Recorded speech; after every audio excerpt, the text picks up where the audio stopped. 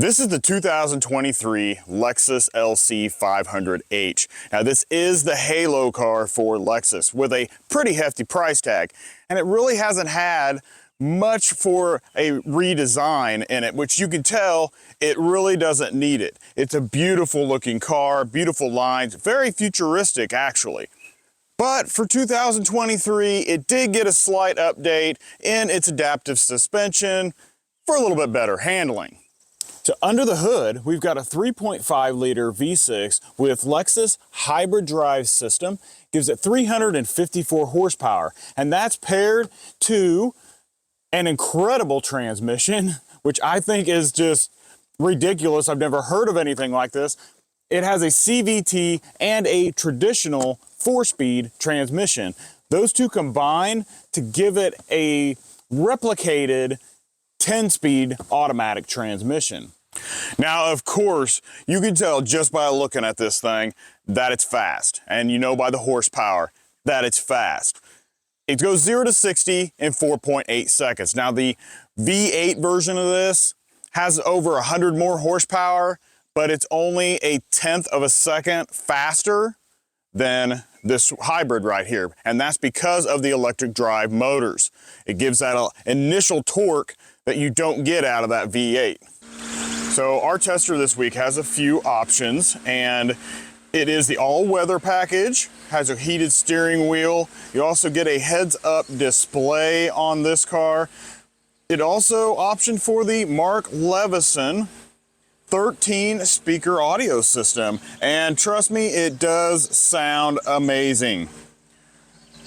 This also has the dynamic handling package, which does include the 21-inch forged alloy wheels with active rear steering, so the rear wheels actually do turn when you go around a corner. I've never driven a car like that before, and trust me, it was a little strange when you go around a corner.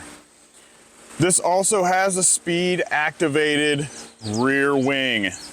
Also with that, you get the Alcantara sport seats, which we'll get a better look at those here in just a minute. You also get the carbon fiber roof. Hopefully you guys can see that really well. I am not sure which one I would rather have. I think I'd rather have the panoramic roof instead, because on the inside with that carbon roof, you then have an Alcantara headliner.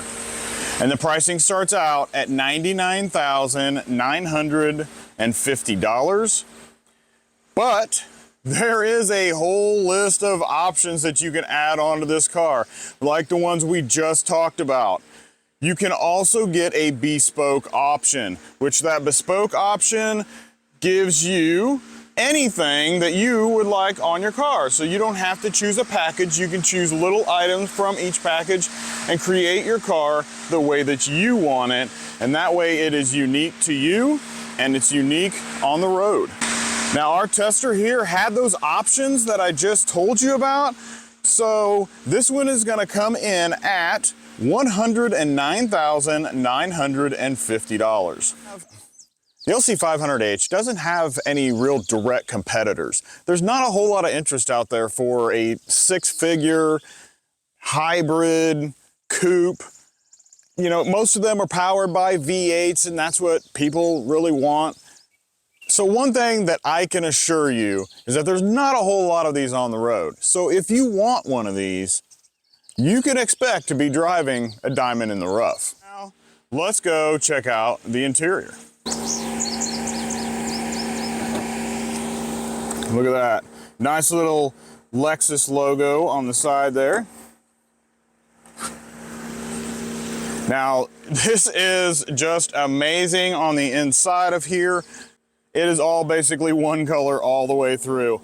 So here you can see you've got some soft touch leather here. You've got Alcantara running all the way through.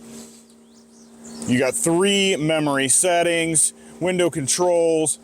There's your heads up display button, the button to open your gas tank and your trunk. Look around on the inside, you can see this is all color matched all the way around. I actually couldn't find out what color that they actually called this. I couldn't find it on the window sticker, but I believe to me, it looks like that standard, that camel color, light brown leather. But real quick, we'll pop around, check out the trunk. Pop that open. Now, you can imagine the size of this trunk. There it is, folks. So you're looking at about 4.7 cubic feet of space. You probably could not get a large suitcase in here, but you might be able to get a small one, probably 2 or 3 carry-ons size ones back here, but you're not going to get a big suitcase back here. I believe that we got something underneath here. Yep, not much underneath. And there's your 12-volt battery here in the back. There we go. But you can see that that is not a very good big trunk. But yeah, you know, it's not for traveling, it's for touring. Just in case somebody happens to not be tall enough to reach the, they've got a little handle right here. You know, you can pull that handle down, you know. I really don't know what the handles are for. Anybody should be able to reach this from the ground. I think I could do it on my knees. Get a good look at this interior now. Of course, you do have powered seats with lumbar. They are very, very, very comfortable seats. There's your steering wheel with all of its buttons. It's very simple, very easy to figure out. This is your menu button for your instrument cluster. It's got all your information there. Volume for your stereo, and then on the other side is all of your driving assistance, which is you have lane centering, you got lane keep assist and lane centering, and then you have adaptive cruise, and you got your cruise control and your settings there, and then this adjusts your stereo settings. Let's take a look at this display. So this display here is pretty cool. So you get one touch of the button, this button right here, and now watch your gauge. Look at that, slides over. That is awesome. One of my favorite things on here, but you get a little bit bigger view of what's going on, and you can flip through these systems. You can see all your power system, how that's all functioning and working. You can go up, move things over. You got all your settings in here. No messages. There's your cruise control, your traction control. You can turn it on and off here. And then your audio, compass, all that stuff is really awesome. I just love how that gauge moves back and forth. It's just so cool. So as you can see, we are not even at a half a tank, and we still have 332 miles of range. We have been averaging, after I reset it, was 29.3 is what we're averaging. Now, it may have went down just a little bit since I've had this running while we're sitting here. Now we'll pan over here, and this is pretty cool. You got your climate control buttons all right here. This is really nice. The only main issue that we have with this car, this trackpad system is really a pain. It's hard to get into this stuff. This is not touchscreen. There is actually a plastic cover over the screen, which does cause glare at certain angles while you are driving. We have one cup holder right here, and it's right above these buttons. So if you have a taller drink, you might actually hit your button, hit your climate, turn your climate on and off, just trying to get your drink in and out. So that is not the best spot for that. They probably need to bring it back a little bit farther, or just make 2 cup holders back here in this area right here. I like this big power volume button. I can turn everything on and off there, and I like these quick buttons right here, your tuning and your tracking, and that's awesome. Do have a glove box over here. It is not very big. Got some papers and stuff crammed way back in there. That's not very big. The one thing that I did like was these had vents right here that blow directly on the passenger. And it's really nice because my wife sometimes gets really hot, and it's nice to have that air being able to blow right on her face. We do love that. Like the designs of the door panels, they look really good. As you can see, your visors, they are not very big, but you do have a vanity mirror, which is nice. Other than that, we'll go pan around to the back here, and we can see that there's a few things back here. You got a sub right there in the middle, so this is not a car for 5 people, just 4, and you're pushing it at that because I am going to show you how we get back here. So that is just not a whole lot of room back here. So let's go do that right now. You guys can get some enjoyment and laughter out of this. The cool thing about this is, and they did a really good job with this, I like it, there's a handle on the back here. Now the bad thing is because of where the seat is, I can't hardly get my hand back in there to get a hold of it. So you gotta kind of get back in there, you pull that forward, you push it forward, and the seat moves up on its own, which is nice. You do have to disconnect this so that you can get into the back seat. And now I am going to attempt to get back there. As you can see, it's not a very high roof line. There's not much foot space either. So here we go. I'm gonna go in. All right, I am in so far. All right, so now I am sitting back. My back is against the thing, and I can't sit upright at all. This is the glass. I can't even put my head up. The only way I can do it is if I slouch way down, and now you can see where my knees are at, and that's probably not gonna be very good. Now, if I sat up straight and didn't put my head back against the glass, you can see, there we go. That's about how much space you have for an adult back here. Even a short child would have some problems. I know someone who is about 5'8" got back here and they couldn't fit back here either. Wasn't very good. Now the interesting thing is we're gonna have some fun and watch this little seat right here. So the seat is automatic. So I pull that back. Once I do that, now it's gonna slide back here and it is going to smash me and have to move back forward. Now my knees are spread out around this seat. If I had them in the middle, there is just no way. I would have been crushed. Luckily this seat has sensing in it, and that way you can, it will keep from not smash your legs back here. It will stop itself and move back forward a little bit once it feels resistance. But yeah, this is definitely not for grown adults to sit back here. So I'm thinking Lexus, just get rid of the back seats.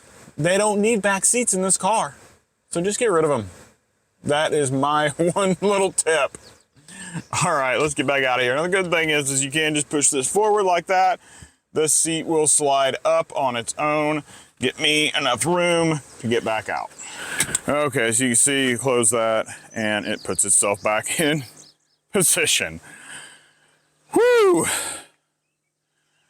Okay, that is probably the smallest back seating area that I have ever been in my life.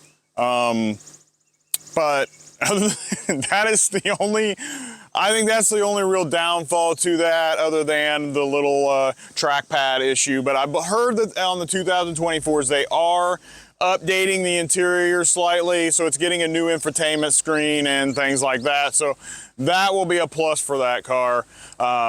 I think everything else is probably gonna basically stay the same, because really it is great. There's nothing really wrong with it. So now that we've looked at all of that, let's go take it out for a drive, because it is fun and it is awesome. All right, let's go for a drive. Now, since we've been driving this for the week, everywhere that we have went has just been exceptional. The seats are super comfortable. some of the most comfortable seats that I've been in a long time. And the thing is that although you might feel like they're just a little bit narrow, they're actually not. They have a really thick bolstering on the side that holds up against your body, and you just feel wrapped in, and that you're not gonna slide around at all in these seats. They sit just, the bolstering is just perfect for your body. The other thing that we've noticed is the ride comfort. So they upgraded the adaptive suspension on this, and they have made a huge improvement. This is one of the most comfortable rides that I've been in a long time. For a sports car, something that's this low to the ground and performs the way it does, the ride comfort's awesome. Now, we did talk a little bit about how this trackpad system is a little iffy. It takes a little while to get used to, and I'm sure it takes more than a week because I've been working on it for a few days and I've got some things figured out, but it's still a pain and I still have to keep taking my eyes off the road, so it's not the best system right now to be using. All right, we're gonna go to sport mode, sport plus mode, 4.7 seconds. We are going to drive. All right, brake torque. Ready? 1, 2, 3.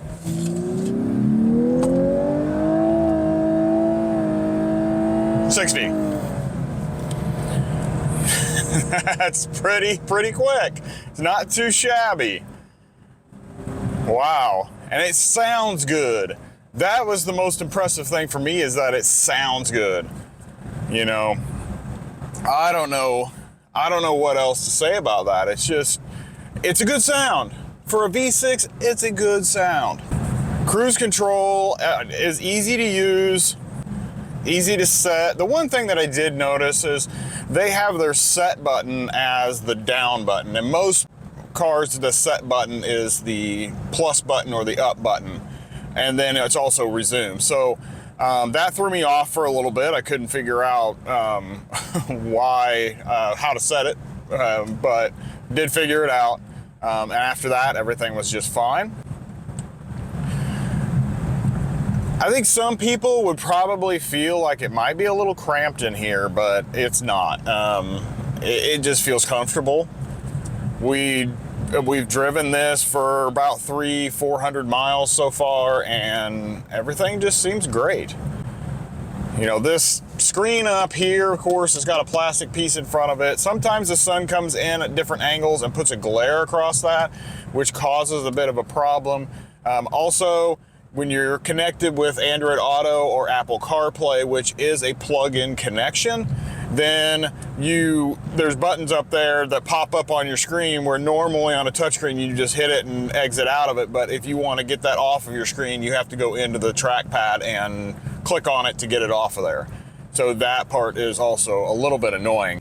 You know, as they used to say in the old infomercials, you just set it and forget it. That's the best advice for me to give to you, is set it and forget it.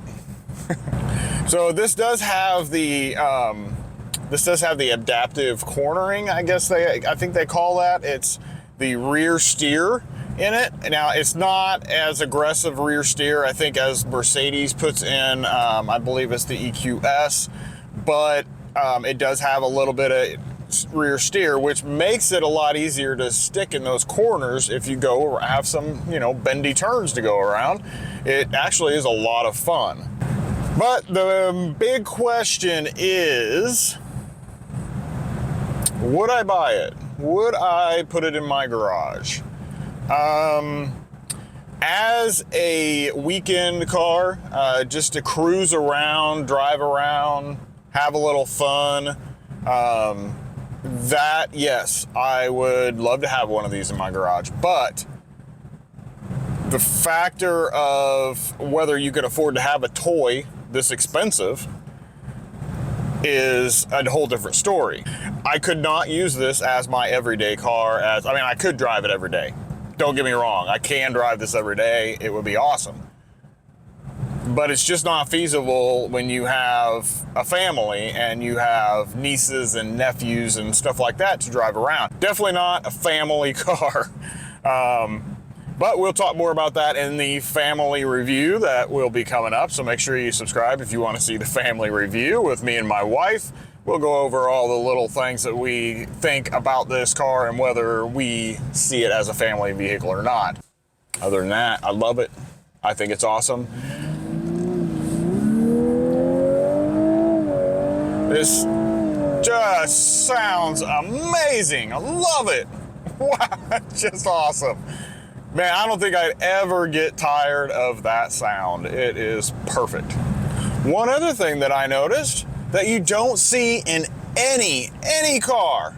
I would be hard pressed to try to find another car other than this one that has this in it for 2023, and that is a CD player. Yes, this thing has a CD player.